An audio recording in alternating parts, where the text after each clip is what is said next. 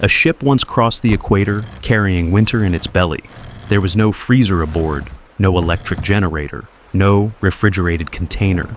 Just a wooden sailing ship packed with blocks cut from frozen lakes thousands of miles away. The cargo was ice. And the strangest part was not that some of it melted. The strangest part was that enough survived to be sold at a tropical port on the other side of the world. Today, ice appears when we press a button. It drops from a machine, forms inside a tray, or arrives sealed in a plastic bag. We treat it as almost free, but for most of history, summer ice was impossible for ordinary people. Cold had to be found, captured, protected, and moved before it disappeared. So how did people have ice before freezers existed? The earliest answer was simple. They waited for winter. In cold regions, people collected snow and ice, then stored it underground or inside thick-walled ice houses. The goal was not to make the ice colder. It was to slow down the heat trying to reach it. Deep pits used the cool earth as insulation. Stone walls, shaded roofs, straw, sawdust, and trapped air created barriers between the ice and the summer sun. Ice was packed tightly because empty space allowed warm air to circulate. Meltwater was drained away because standing water carried heat back into the remaining blocks. A well-built ice house could preserve part of a winter harvest for months. But this system had an obvious limit. You needed winter first. If the lake did not freeze deeply enough, there was no harvest. If the storage house leaked air or water, the ice vanished. And even when the system worked, ice was usually a privilege of wealthy households, institutions, and businesses that could afford the labor and storage. Then someone looked at a frozen pond and saw something almost nobody else saw. Not weather, cargo. In the early 19th century, merchants in New England began turning natural ice into an industry. Workers cleared snow from frozen lakes. Horses pulled cutting tools across the surface, scoring the ice into long, even grids. Men separated the blocks with bars and saws, then guided them through channels toward enormous ice houses. The process looked less like collecting snow and more like harvesting a crop. That made ice cheaper. Standard blocks could be stacked tightly, moved faster, and packed more efficiently. But the real challenge was still ahead. How do you sell ice in a place where the journey itself is trying to destroy your product? Frederick Tudor, a Boston merchant later called the Ice King, believed frozen New England water could be sold in warm climates. The idea sounded absurd. His cargo lost weight every hour. Ships were slow. Tropical customers had no ice boxes waiting for delivery. In some markets, people did not yet have a daily habit built around cold drinks or chilled food. Tudor was not only transporting ice, he had to create the demand for it. He experimented with insulation, storage, shipping routes, and local ice houses. He promoted cold drinks and showed businesses how ice could preserve food. He endured debt and repeated failure, but the system gradually improved. His trade routes eventually reached ports across the Caribbean, the American South, India, and Southeast Asia. Then came the voyage that turned the idea into something almost unbelievable.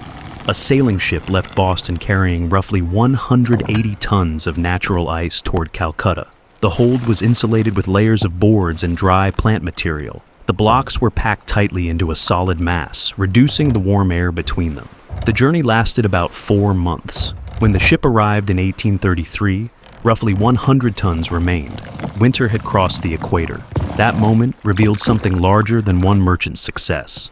Cold could become a global commodity.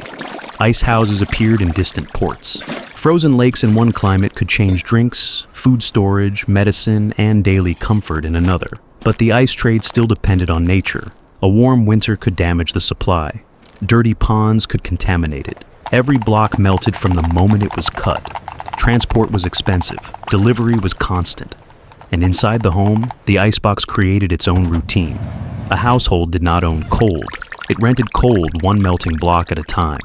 By the late 19th century, many homes used insulated wooden iceboxes lined with metal. An iceman delivered blocks, sometimes guided by a card in the window showing the size the household wanted. The ice absorbed heat as it melted, while food sat in a nearby compartment. It worked, but it dripped. Pans had to be emptied. New blocks had to arrive. Temperatures changed as the ice shrank. Ice deliveries and household iceboxes remained common into the early 20th century.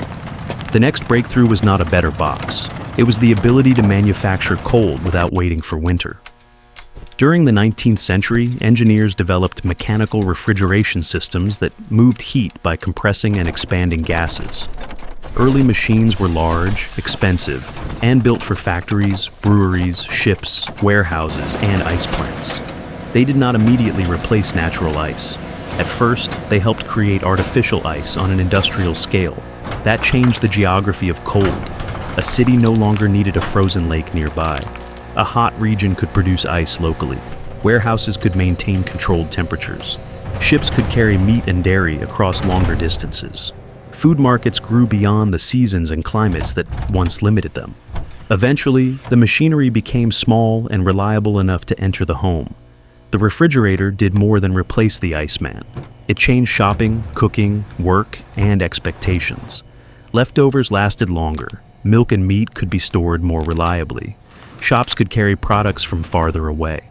Entire cities became dependent on an invisible cold chain running through factories, ships, warehouses, stores, and kitchens. And that is the part we rarely notice. Ice was never just frozen water. It was stored winter. Then it became cargo. Then a service. Then a machine. Finally, it became infrastructure. The next time an ice cube falls into your glass, remember the impossible business that came before it. Workers standing on frozen lakes, horses cutting grids into the surface, ships carrying blocks toward the tropics, and households waiting for the Iceman before yesterday's food became tomorrow's waste. Your freezer does not create winter. It creates something far more powerful: winter on demand.